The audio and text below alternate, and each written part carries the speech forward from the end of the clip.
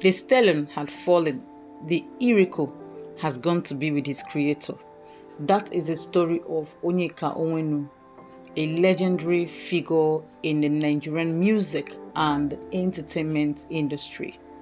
According to reports reaching us, the iconic singer died Tuesday night after performing at an event at Banana Island, Lagos. She was 72 years. She was born on January 31st, 1952, to the family of a Nigerian educationist and politician Onyeka Onwenu, who died in an auto crash when she was just about 4 years old, a week before he was appointed Minister for Education. She attended Wesley College in Massachusetts, USA, where she earned a bachelor's degree in international relations and communication. She also had her master's in media studies. Onwenu's impressive career spans several fields, including music, acting, human rights, activism, journalism, and politics, earning her the nickname the Elegant Stallion from the Nigerian press for her powerful voice and charismatic stage presence. Onwenu began her music career in the 1980s, releasing several albums that blend genres like high life, pop, and gospel. Some of her popular songs include One Love and You and I. She made a significant impact in Nollywood, starring in numerous films and television series, including Half of a Yellow Sun, Lionheart, Mona, and many others. Onwenu, a member of the People's Democratic Party, contested twice unsuccessfully for the position of local council chairman of her local government, but was later appointed chairperson of the Imo State Council for Arts and Culture by former Governor Ikedi Ohakim.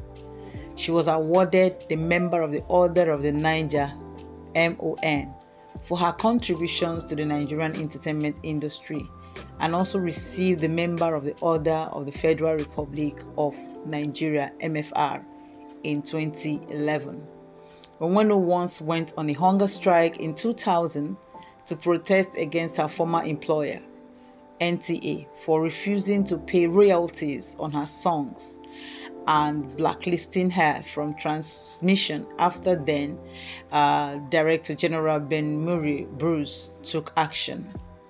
Onwenu was known for keeping her personal life private and often refrained from disclosing details about her ex-husband, a Yoruba Muslim with whom she had 2 children, Tijani Charles and Abraham. Although later on, during her discussion with Chude's podcast, she opened up a bit by saying that, you know what, marriage never worked for her, even though she tried everything to make it work, but it just did not click.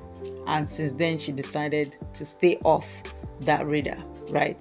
So despite widespread speculation and rumors of a romantic relationship, Onyeka Onwenu constantly denied any involvement with Fela Kuti, clarifying in a viral podcast and her autobiography, My Father's Daughter, that their relationship was purely professional and based on mutual respect. Onyeka Onwenu had a notable collaboration with King Sunny Ade, one of Nigeria's most celebrated musicians, marked by the release of the hit song Wait For Me in 1984, which not only became a significant success in Nigeria, but also served as part of a public health campaign promoting responsible family planning and safe sex. And since then, she's been waxing strong, doing what she knows how to do best, and, coming on topical issues. And she is one person who had, shown women how to live, even in your later days, how to live beautiful, how to take care of yourself, how to be a great Amazon, how to also, be a person of style and fashion. Now, if you look at her dressing, her outfits, you will see that she is exceptional. And the everything she did, they were exceptional. Her dressing, you wouldn't see anybody wearing that. Of course, there was a video where she went for a podcast and she talked about how she was able to piece colors and then, you know, give to her designer, because she doesn't just want to appear on the stage and someone is wearing the exact thing that she's also putting on, and that makes her, she's a classy woman. All right, just hearing this news, a lot of people got broken, especially those ones who were right there, you know, on Tuesday night as she performed for the Emzo Boss.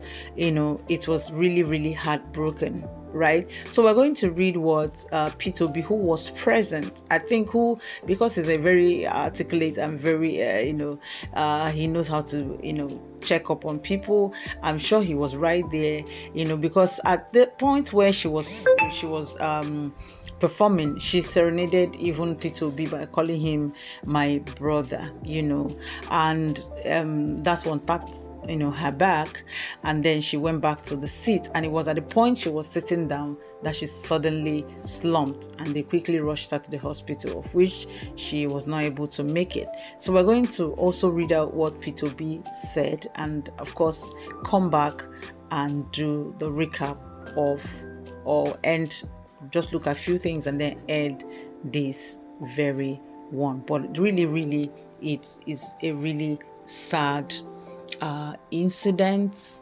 It is not something we expected at this point. This is somebody who has been calling the government to at least, you know, come to that place where they are responsible and they can feel the plight of the citizens. You know, at this point we need her kind of person, because she's very vocal. She can, you know, say things the way they are. Unfortunately, you know, we lost her. So let's read what P2B, and then watch few of her videos, and then we'll come back to conclude what we are talking about tonight. All right. There's no such thing as an ugly woman. You don't think so? No. It's only a woman who doesn't know how to show herself. Okay. Or how to put herself together. And people often think when you're talking about looking good, it's how much you spend on a dress. No. No. It's just knowing what colors go with what colors.